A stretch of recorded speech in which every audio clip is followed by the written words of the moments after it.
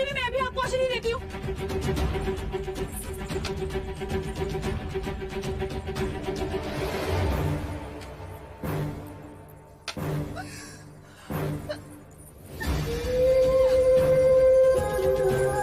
महादेवी ने तो औषधि ली ही नहीं।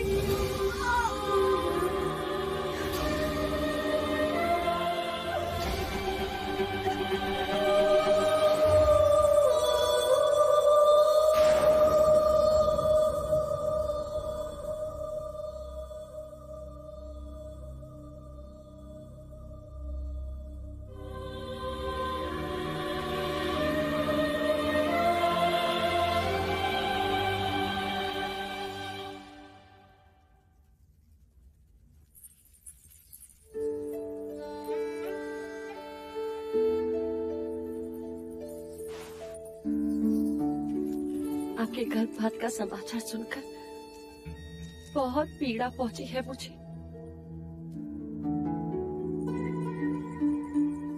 मैंने सारे प्रश्न ही मिटा दिए मंगला दीदी। अब राम कृष्ण को एक साथ एक ही में देखेंगे। बस एक ही आंख होगी शकुन वाली। अंजलि रानी, आपने तो उस दिन सहज कह दिया था कि महादेवी का ध्यान अब युवराज सिद्धार्थ पर नहीं होगा। बस तब से कह रही थी कि मंगला दीदी ने मेरी आंखें खोल दी। वैद्य सुसैन ने औषधि दी थी, नहीं ली, और उसी समय उन्होंने संकल्प किया कि जब तक युवराज सिद्धार्थ अपनी शिक्षा पूर्ण नहीं कर लेते, महादेवी की अपनी कोई संतान नहीं होगी।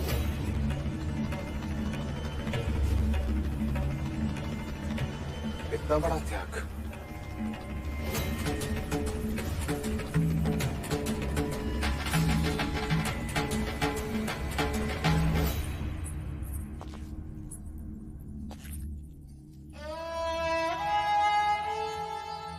सिद्धार्थ बैरागी ना बने, उस पर दुख की छाया ना पड़े, इसके लिए मैंने क्या कुछ उपाय नहीं किए। यहां तक कि मैंने यह भी नहीं सोचा कि शाक्य कुल का इतिहास मेरे विषय में क्या कहेगा। परंतु मेरे सभी प्रयत्न पर भारी है तुम्हारा ये त्याग देवी। देव, मैंने तो पुत्र प्रेम में केवल नगर खाली करवाया देवी।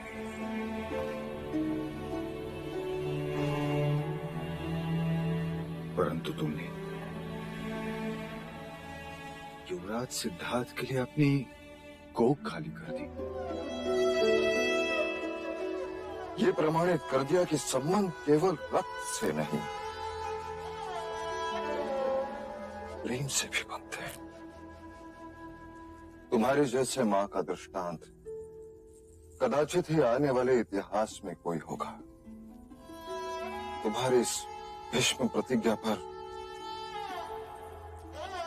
मैं नतमस्तक हूं देवी।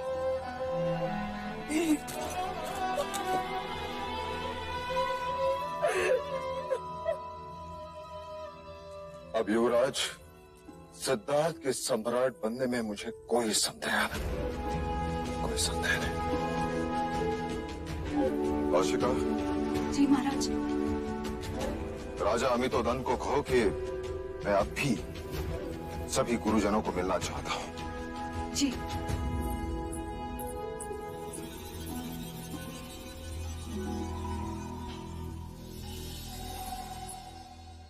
गुरुवर्य कौंडिन्य, कैसे चल रहा है शाक्य कुमारों का प्रशिक्षण? उत्तम, अति उत्तम महाराज। कुमार सिद्धार्थ को वेदों की प्रत्येक ऋचा स्पष्ट अर्थ सहित कंठस्थ है। ओम पूर्णमदः पूर्णमिदं पूर्णात् पूर्णमुदच्यते पूर्णस्य पूर्णमादाय पूर्णमेवावशिष्यते। ओम शांति शांति शांति। अप्रतिम। वेदों से संबंधित कुमार सिद्धार्थ के जटिल प्रश्न हमें सावधान रखते हैं महाराज। सत्य प्रत्यक्ष भी होता है, परोक्ष भी। ये विद्या हम नहीं समझे। दो दो सत्य। क्या तुम इसका उत्तर दे सकते हो सिद्धार्थ? ज्येष्ठा, प्रत्यक्ष सत्य वो होता है जिसका प्रमाण तुम दे सकते हो। अर्थात वर्षा हुई और नदी का जल स्तर बढ़ा। पर परोक्ष सत्य अर्थात वर्षा नहीं हुई फिर भी नदी का जल स्तर बढ़ा। ऐसे कैसे?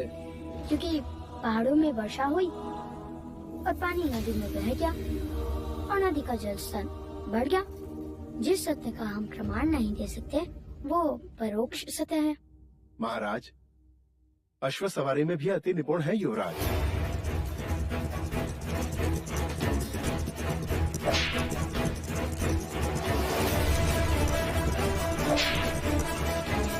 अश्व से मित्रता करना, उसके प्रत्येक संकेत को परखना, उसे थकाए बिना उस पर सवारी करना।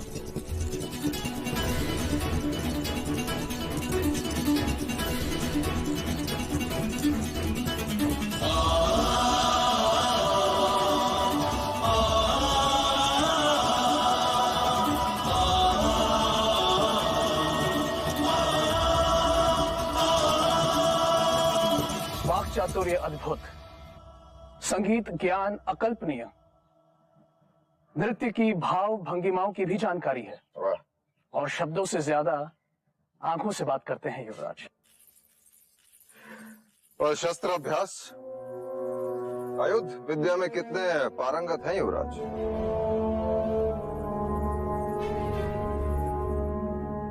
क्या हुआ अनुज? नहीं महाराज, युवराज को शस्त्र अच्छे नहीं लगते। शस्त्र अच्छे नहीं लगते? एक क्षत्रिय को शस्त्र अच्छे नहीं लगते? इसका अर्थ ये नहीं है महाराज कि युवराज को शस्त्र चलाना नहीं आता, परंतु हाँ, शस्त्रों का उपयोग करना उन्हें अच्छा नहीं लगता। हाँ महाराज, केवल यही एक दोष है युवराज में। दोष युवराज में नहीं, दोष आप में है गुरुवर्य। मैंने आपको आदेश दिया था कि युवराज को ऐसा योद्धा बनाओ कि संपूर्ण भारतवर्ष की योद्धा उसके समक्ष नतमस्तक हो। अवश्य ऐसा ही होगा महाराज। मिट्टी में छुपे लोहे से तलवार बनने में समय तो लगता ही है, पर हमें धैर्य रखना होगा।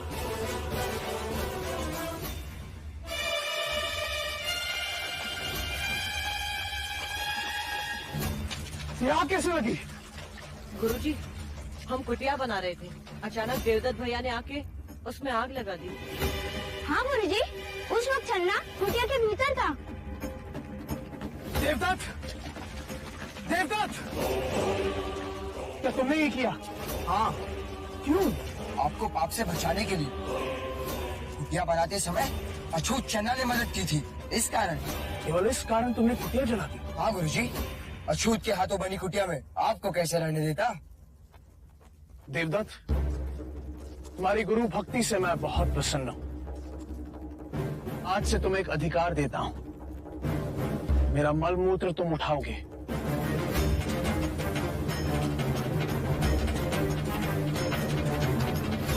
आचार्य, ये क्या कह रहे हैं आप? देवदत्त, क्या मैंने यही शिक्षा दी है तुम्हें? चन्ना साथी पुत्र है, अछूत है। वारण कर्म से होता है, जन्म से भी देवदत्त। आचार्य कौंडिन्य, आप ब्राह्मणों के विरुद्ध बात कर रहे हैं। मैं नीति के अनुसार बोल रहा हूँ आचार्य। न ब्राह्मण श्रेष्ठ है, न क्षत्रिय, न वैश्य, न शूद्र, सभी एक ही रचना के विभिन्न भाग हैं। ब्रह्मा के शीश से ब्राह्मण पैदा हुए, तो कंधे से क्षत्रिय, उदर से वैश्य और पैरों से शूद्र। तो क्या पैर और शीश की तुलना की जा सकती है? क्या पैरों के बिना शरीर चल सकता है? सोचो, अगर यह अछूत मलमूत्र उठाना बंद कर दे तो क्या राज्य में मलिनता ना होगी? सारे ब्राह्मण, सारे क्षत्रिय रोगी हो जाएंगे। देवदत्त, अपने आप को क्षत्रिय कहने से पहले सोचो कि तुम में कितना मैल है। और आचार्य अश्वपाल, क्षमा कीजिए, विद्यार्थी के समक्ष गुरुजनों का विवाद पक्षपात का संकेत है। उनकी श्रद्धा घटती है। सिद्धार्थ कहाँ है? गुरुजी, उस तरफ जाते हुए देखा था मैंने उसे। देवदत्त, ये कुटिया तुमने चलाई है, अब तुम ही इसे बनाओगे।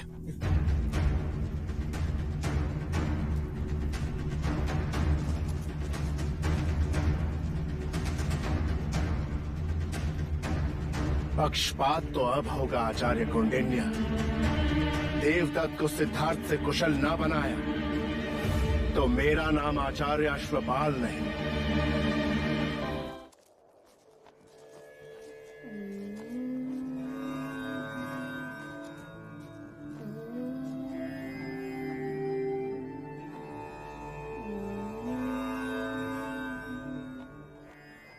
सिद्धार्थ, तुम यहाँ क्यों चले आए? आप ही की तो सीख है आचार्य। क्रोध अग्नि स्वरूपा है और ध्यान जल स्वरूपा।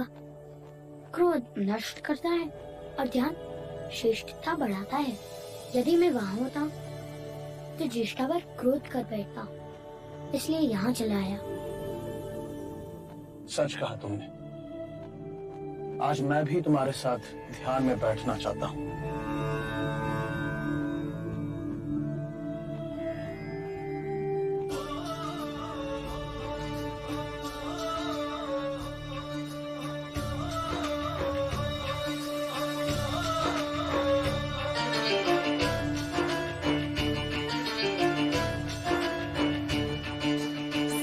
शास्त्र कंठस्थ हुए और जब तब ज्ञान का चलन हुआ।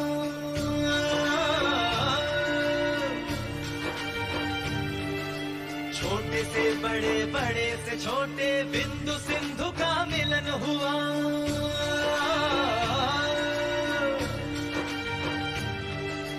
बढ़ने लगी सृष्टि की संपदा, मीन विहत सब मिलने लगे। चारों दिशाएं खिली खिली सी, जीव से जीवन बढ़ने लगे, जीव से जीवन बढ़ने लगे।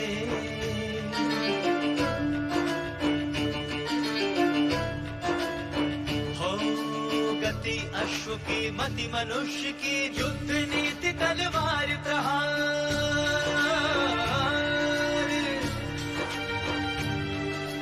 वार शब्द का ज्ञान हो गया, बन गए सुख दुख जीत हार।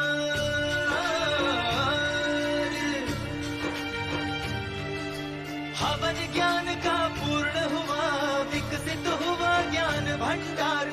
देखते देखते खिलने लगा, बीज से उपवन का श्रृंगार, बीज से उपवन का श्रृंगार।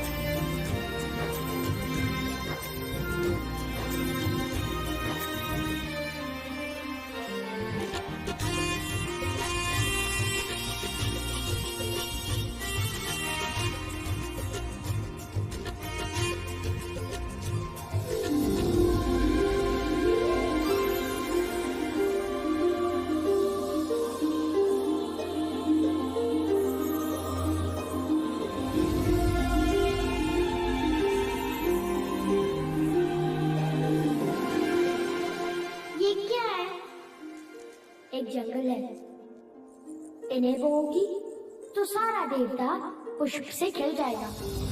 देखो सिद्धार्थ, तुम्हारे दिए हुए बीजों से पूरा वन खिल गया है। मैं आ रही हूँ कपिलवस्तु के कुमारों की परीक्षा देखने।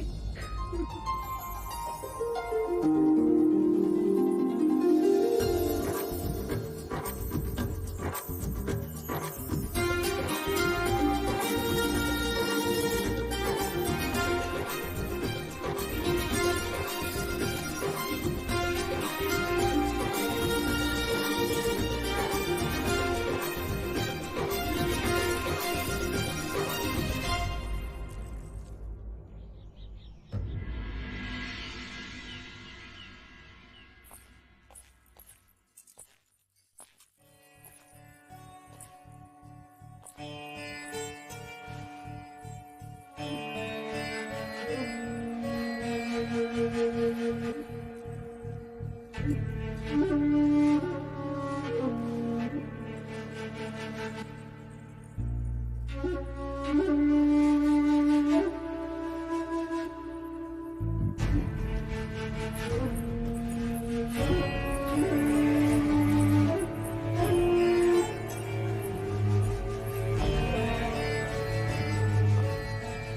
सोच रही?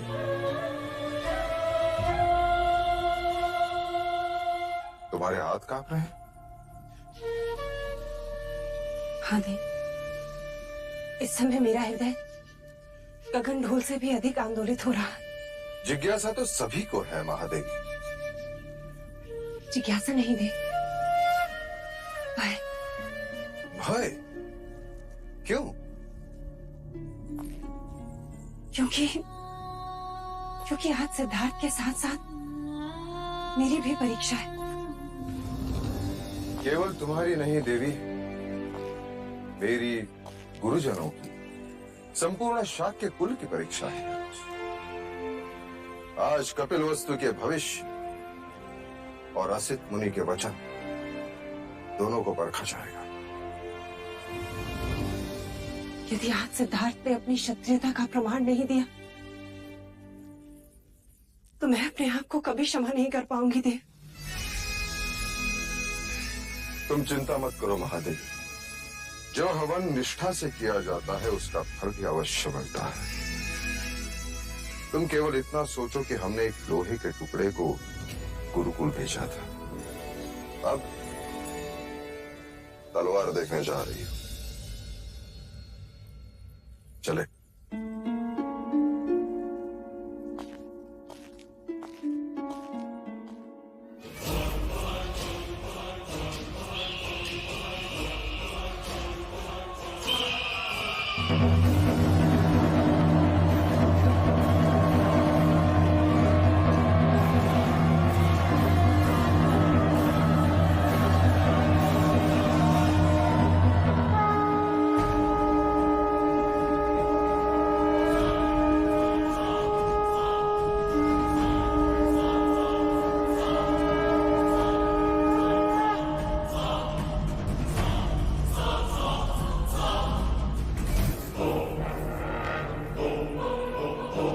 अवसर है राजा देवदत्त, तेरी तलवार पूरी तरह से सिद्धार्थ पर भारी है, समाप्त कर दो उसे।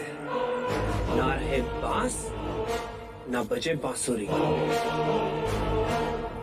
ना रहेगा सिद्धार्थ, ना होगा उत्तराधिकारी। राजगद्दी पर अपना अधिकार सिद्ध कर दो। गुरु अश्वपाल ने कहा है, प्रथम परीक्षा तुम्हारी ही होगी सिद्धार्थ समक्ष।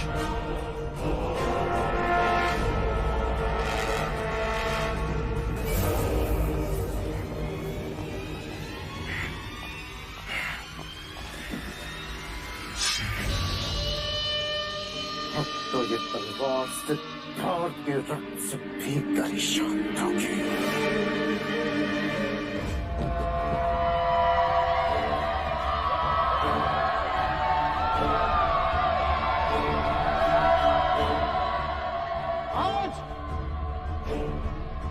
की जोड़ियों में प्रतियोगिता होगी। जो श्रेष्ठ होगा वही दूसरे प्रतियोगी के साथ युद्ध करेगा।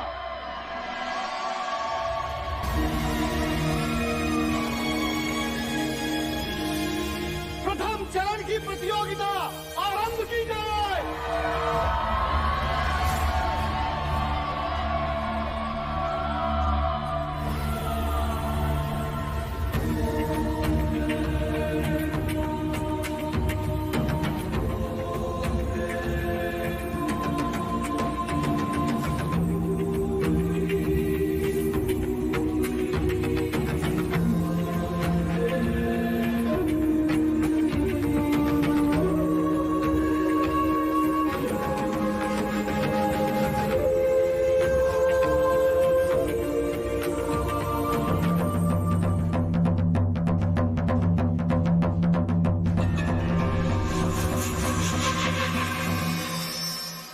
साम दाम दंड भेद मार्ग जो भी हो, परंतु सर्वश्रेष्ठ मेरा देवदत्त ही होना चाहिए। नहीं तो अश्व के पैरों में तुम्हारा मस्तक होगा अश्वपाल। आप निश्चिंत रहे मंजली रानी, देवदत्त ही सर्वश्रेष्ठ होगा। उनकी विजय से ही तो मैं भी कौंडिन्य के सामने सर्वश्रेष्ठ बन पाऊंगा।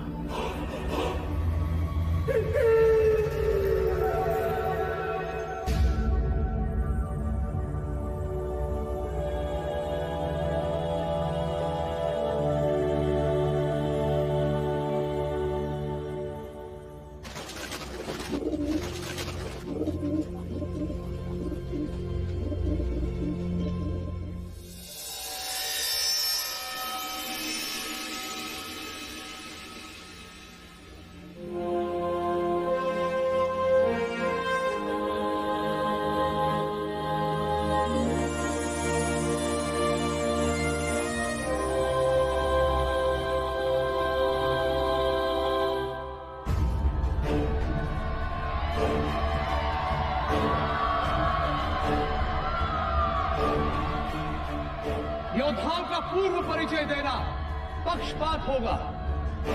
युद्ध में केवल योद्धाओं की योग्यता का परिचय है, इसलिए प्रतियोगियों के मुख नहीं दिखेंगे, दिखेगी केवल उनकी शक्ति, अभ्यास और योग्यता, उनकी चपलता और शस्त्र चलाने की प्रतिभा।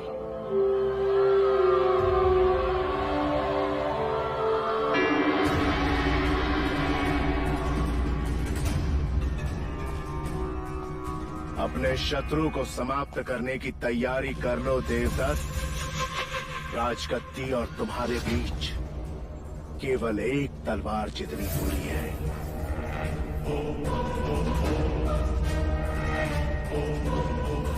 और ज्ञात रहे, युवराज जो मुखौटा पहनेंगे उसका रंग लाल है।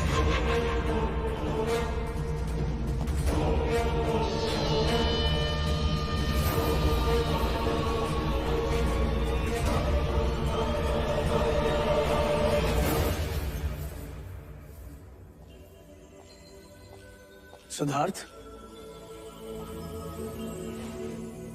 ये मुखौटा तुम्हारे लिए।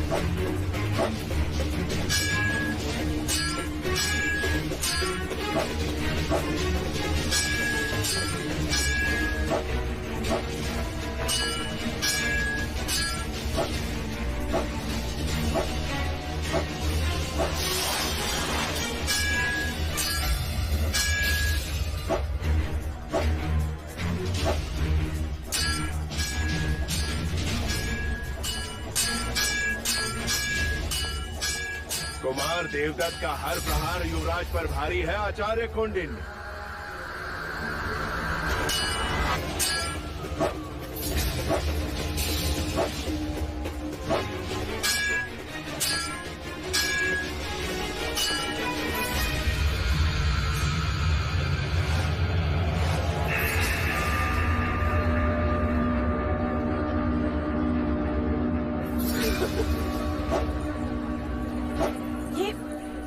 ये छल है। युद्ध में सब क्षमा है प्रजापति, किंतु यह केवल प्रतियोगिता है।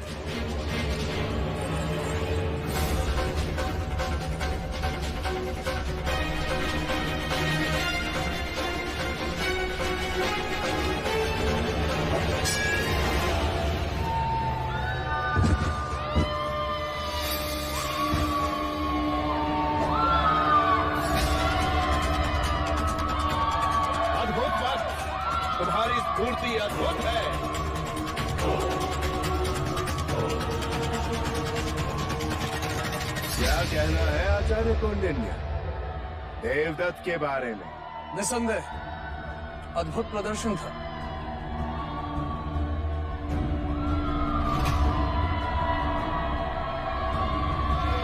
राजगद्दी और तुम्हारे बीच केवल एक तलवार जितनी दूरी है। युवराज जो मुखौटा पहनेंगे उसका रंग लाल है।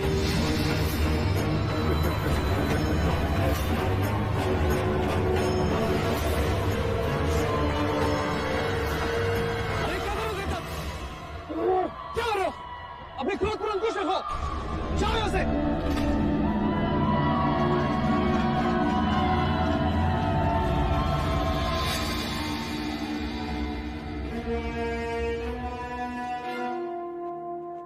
और आज की हमारी प्रथम प्रतियोगिता के विजेता है युवराज सिद्धार्थ।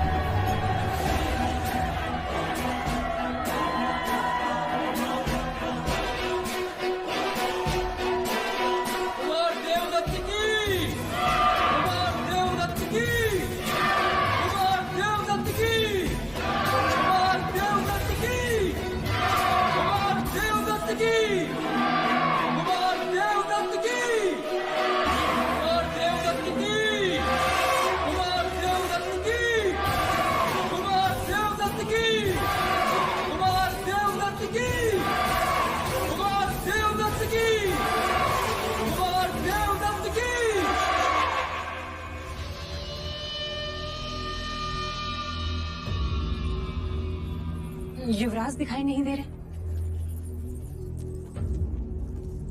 और अब आज की दूसरी प्रतियोगिता आरंभ होती है।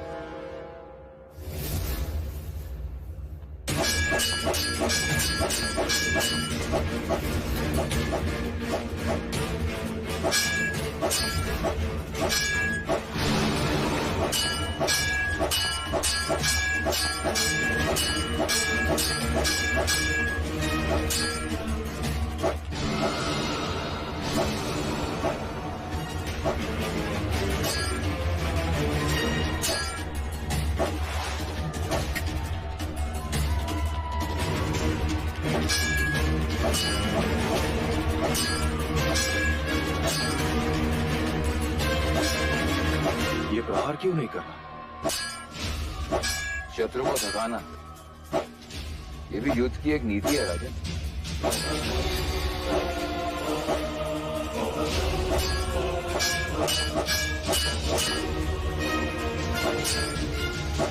प्रतिभा करो, ये परीक्षा है। प्रतिभा दिखनी चाहिए।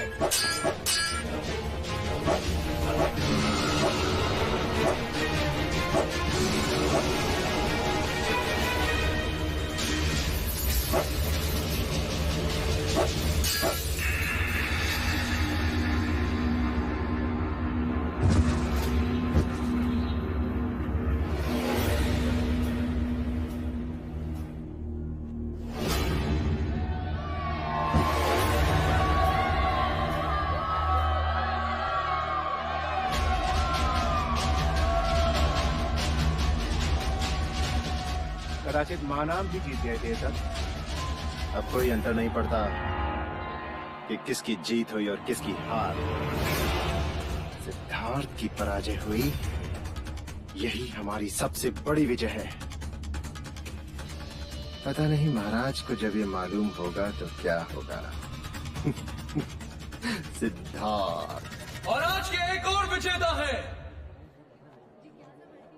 युवराज सिद्धार्थ गौतम।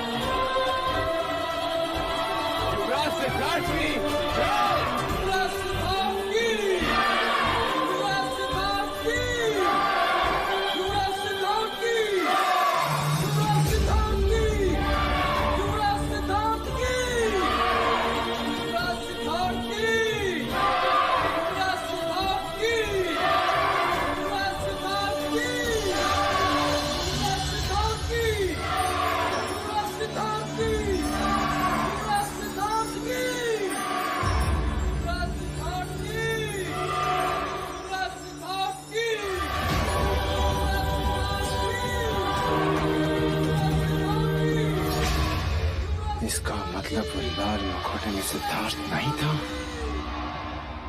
कपट हुआ हमारे साथ।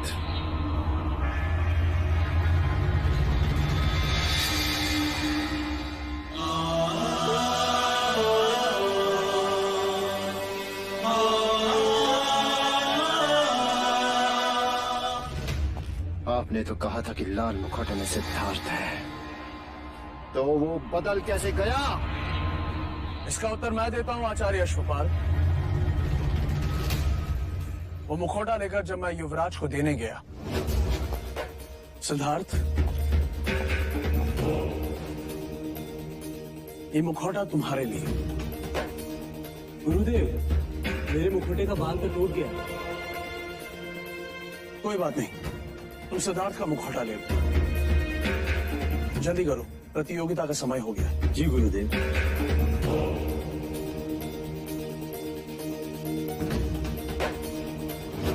गुरु के लिए प्रत्येक शिष्य समान होना चाहिए। आचार्य अश्वपाल, कुमार देवदत्त के लिए आपका पक्षपात अच्छा नहीं। उस मुखौटे ने आपका मुखौटा उतार दिया है।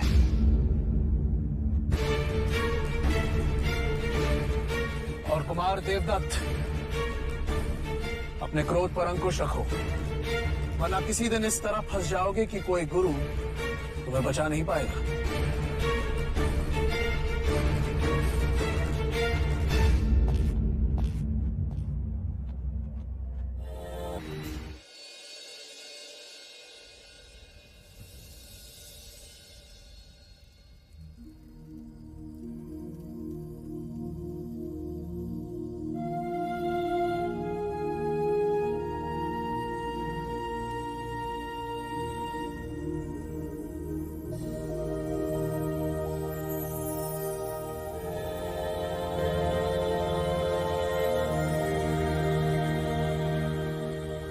जिस तरह ग्रह से ब्रह्मांड का, हस्तरेखा से भविष्य का ज्ञान होता है, उसी तरह शरीर के इन बिंदुओं से शरीर की भीतरी परिस्थिति का संबंध होता है।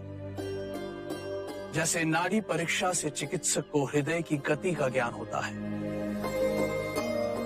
ये शरीर 10 भागों में विभाजित है। ये मध्य रेखा और दोनों ओर 5-5 विभाग। आज भी बड़े बड़े योगी चिकित्सक इस विषय पर विश्लेषण कर रहे हैं कि शरीर की पीड़ा का उत्तर स्वयं शरीर के पास ही है। हर एक अंग का प्रतिनिधित्व हाथ की हथेलियां और पैर के पंजे करते हैं। ऐसा कैसे हो सकता है?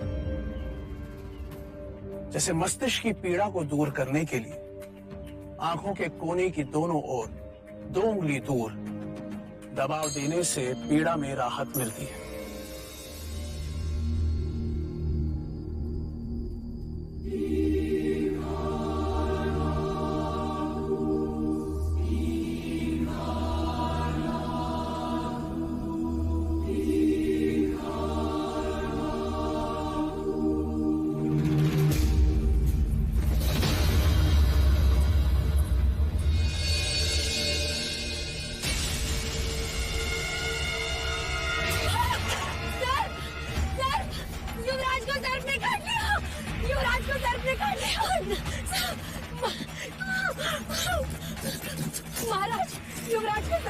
किया?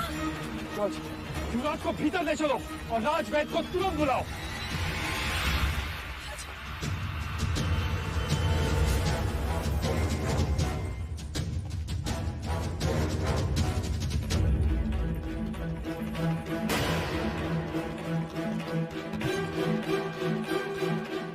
वैदराज, युवराज को सर्प ने काटा है, मैंने देखा।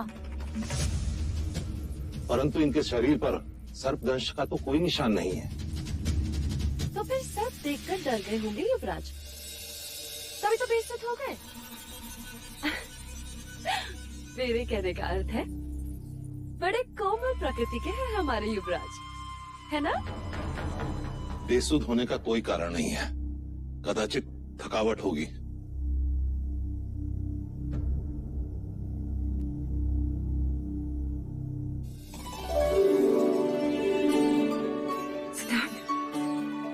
अब कैसा लग रहा है युवराज? क्या हुआ था? कुछ नहीं। कुछ नहीं तो अचानक बेसुध कैसे हो गए? चिंता का कोई कारण नहीं है पिताजी। सिद्धार्थ पुत्र। माँ, इस समय मैं आपको कुछ भी नहीं बता पाऊंगा। मुझे तुरंत आचार्य कौंडिन्य के पास जाना होगा। चलो चलो। सिद्धार्थ, ये तो बताओ हुआ क्या? निश्चिंत रहे पिताजी, लौट कर बताऊंगा सब कुछ।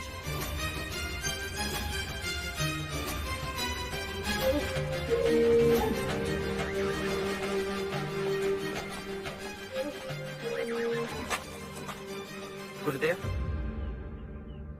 प्रणाम। गुरुदेव, मैंने मनुष्य शरीर के बारे में एक बात खोज ली कि शरीर के कुछ बिंदु दबाने से मनुष्य बेसुध हो सकता है। क्या? जी गुरुदेव, देखिए।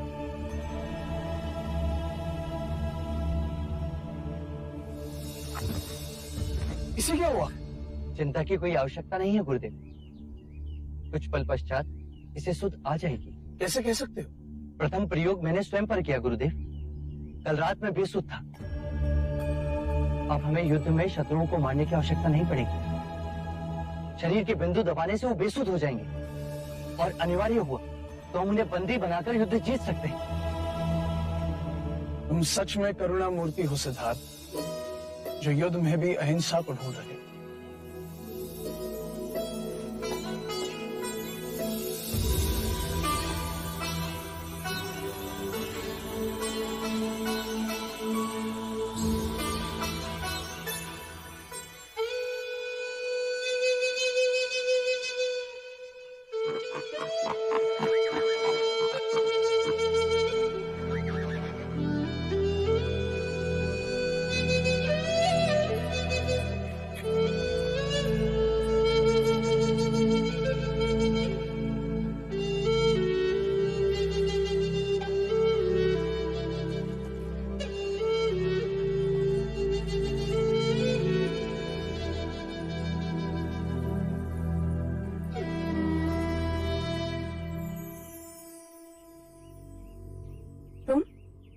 तुम कब आए?